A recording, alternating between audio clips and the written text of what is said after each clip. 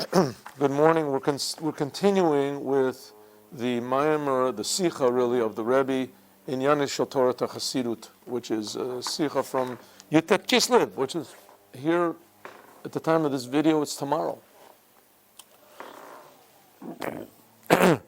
Yutet Kislev is the day that the first Rebbe of Chabad got out of prison. He was sentenced to death in Russia. And just sort of like Yosef and his brothers, but that's what we're talking about now in the week's portion. These were religious Jews, and they just didn't understand really what the Rebbe wanted to do. They understood that he wanted to somehow or other affect and change all of Judaism. And to them, that was a terrible sin. At that time, Judaism was pretty, very clear. There was religious Jews, and then there was the rest of the world. There were Jews that did Torah and mitzvahs, and they considered themselves that they were going to go to heaven, and they had it all pretty much figured out. And then there were Jews that weren't religious, and they had the opportunity to support the religious people. But then there was just the whole rest of the world. The non-religious Jewish world was pretty much like the whole rest of the world. And came along the Alter Rebbe, and the Alter Rebbe wanted to change this outlook and point out that this is, in fact, not the reason the world was created. This is not the reason that Abraham became the first Jew. This is not the message of Judaism. It's just another selfish way of looking at the world, and even worse, the selfish way of looking at the Torah. Doing the opposite, doing with the Torah the opposite for which it was God gave it to the world. God gave the Torah to the world in order to reveal truth in the world. Why it is that God concealed this truth when He gave the world, when He created the world, that's up to God. But if it wouldn't have been that, God wouldn't have created a world. That's the whole story of the Bible. What is the truth? The truth is, as Adam saw it, that we are created in order to serve the Creator, to live within this higher dimension of meaning and reality. And that if everybody does that, then the world becomes healthy. Just like a healthy person. A person goes into the doctor and he says, I want to be healthy. The doctor doesn't say, why? Why do you want to be healthy for? Because being sick is not good. Why? What's wrong with being sick? You're sick, you get a lot of attention. You take pills, you have a lot of good excuses. Now listen, consider the benefits of being sick. Consider the benefit. You have other people. The misery loves company. Right? You can talk about your diseases to other people. You can sit there. The thing is, it's not so bad to be sick. A person says, you're not normal. Who wants to be sick? Well, the fact is the world is sick, and the world does make all sorts of excuses and finds the benefits of being sick. But the fact is the world is sick. What's the difference between a sick person and a healthy person? A sick person his soul is not functioning properly in his body. His body is not in tune with his soul. The soul is always healthy. And a person's body or his personality or whatever just is not in tune with that. As soon as a person's body is in tune with his soul, his personality is in tune with his soul, then there won't be any more depression, and there won't be any more anger, and there won't be any more addictions. And the world can get along very well without any addictions. It can get along without this. The world can get along without war and without famine. No one will miss these things. No one will miss sickness and hatred, and no one will miss it if it's gone. And that's really the way the world is supposed to be. In order to make the world this way, that's why God gave the Torah. In fact, to make it even higher, Adam, when he was created, he was what's called in Gan Eden. Gan Eden is loosely translated as heaven. The first man was in heaven on earth, and God put him in the world to make it higher.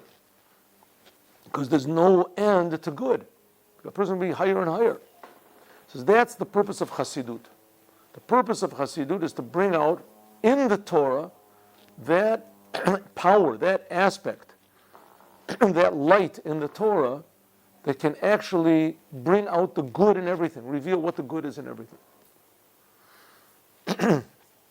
Now, this good can only be revealed in this physical world, because only in this physical world is there such a thing as responsibility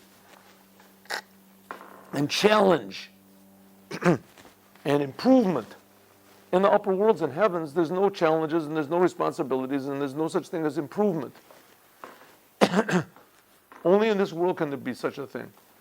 Defiance, standing against, but that's challenges again. So Hasidut then reveals what the world is and what the world should be, and what are the tension that's between them. That's what really brings out the essence of what we are, what every human being is. And beginning with the Jews, that's what the Jews were chosen for, was to bring this amazing secret into the world, that everyone is precious and everyone has tremendous potential for good. Every human being has tremendous potential for good because every human being has free choice. Right? So within this world, within all the worlds, within all the heavens, this is the only place with us human beings where there's freedom of choice. That's right.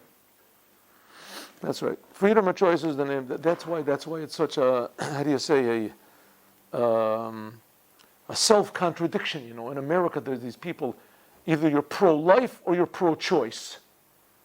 Right? You heard about that? Especially in abortion, for instance. People say, are you pro-life or are you pro-choice? Pro-choice means that you're pro-abortion. The mother has the right to make the choice.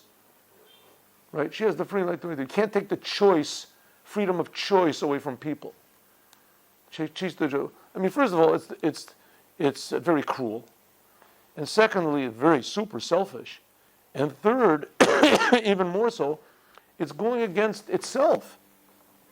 It's self-contradictory. The essence of life is free choice. The less life there is, the less free choice there is. The more babies that are not born, that are unborn, means that the less free choice there is in the world. Every child is a unit of free choice. Basic free choices: choose life or choose death. Good, so you can say choose life. Let the child choose, right? Don't you choose the child, for the child.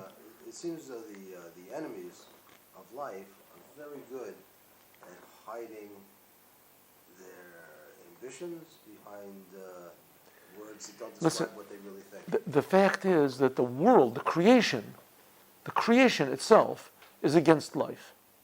The creation itself is against life. Why? Because life is good. And the creation, look at these religions, almost all the religions in the world, they don't stress giving birth to children. And if they do, the priests don't get married. In other words, the highest people, they're not married. Because getting married basically is not such a good thing. You give birth to people and there's more, you have no choice, so you do it. You could be more followers or something.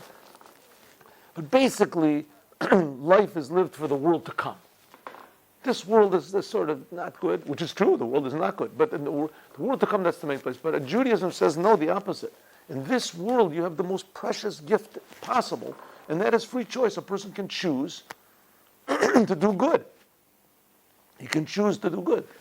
So every child that's born is given, give the child the choice, be free choice. So free choice is the essence of, pro-choice is the essence of pro-life. That's opposed to those people who say, a woman who's pregnant, she has to give birth to the baby. It's a baby. It's a human being. She has free choice. That's life. That's what life is, because life is choice. Okay. Back to our subject. Chassidut therefore reveals this aspect of life, which is called Yechida.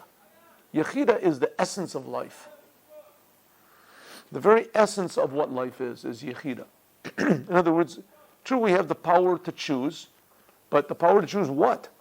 What are we choosing for? To choose between, this type of ice cream, that type of ice cream, this type of car, that type of car. Should I live here? Should I live there? That's also free choice, yes.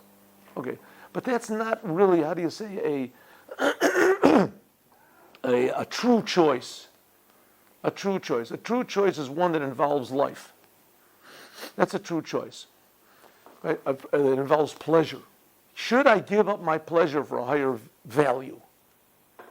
Should I give up a lower value for a higher value? Should I stop being this type of a person and start being this type of a person? Should I give up being a liar, a coward, a cheater, a libertine, and give up this? That's me, myself, I enjoy it, and jump to a higher level of free choice.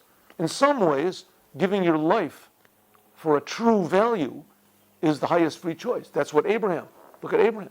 Abraham was willing to kill his son. He was willing to jump in a fiery furnace. All these, in other words, he defied death.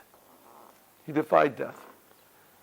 Essentially, this world, the creation, is already death. When Adam ate from the tree, right, he misused his free choice. He brought death into the world, but he chose. He chose death. Well, the problem is, once you choose a thing like that, it's hard to get out of it.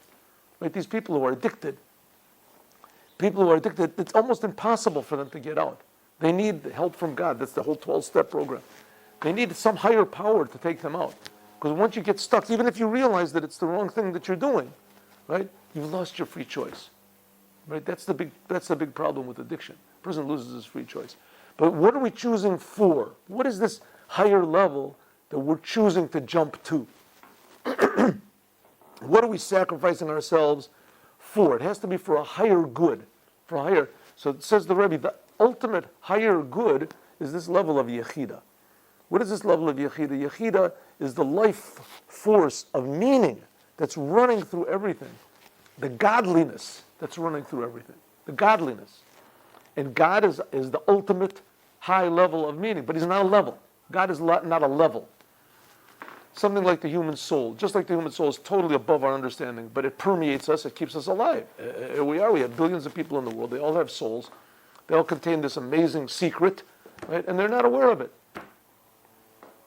The same thing, the world. The world is being kept alive by God all the time. Everything in the world contains this amazing secret, and it doesn't show it, conceals it. So says the Rebbe, what is this secret? The secret is, some people will say spirituality. Spirit, there's a spirit. That's what all these religions are based on. There's the spirit, the spirit, the spirit. The Holy Spirit, the infinite spirit, the this spirit, the that spirit, the that. God creates the spirits. God is infinitely high, He is infinitely low. Spirituality usually negates physicality. Usually spiritual, and all these other religions, the people who are spiritual people, they stop being physical people. Right? As far as I know, the Eastern religions, a person decides he's going to give his life to being spiritual. He doesn't get married. He removes himself. He sits in a mountain all day, in a cave, and he goes, whatever he does, right? And he thinks, he meditates, he has a posture, he sits this way, doesn't eat, doesn't sleep, doesn't do this. This is godliness. Oh, this is amazing. This is amazing. That's spirituality. Spirituality negates physicality. The level of Yechida permeates everything, gives meaning to everything, spiritual and physical equally. Now let's learn.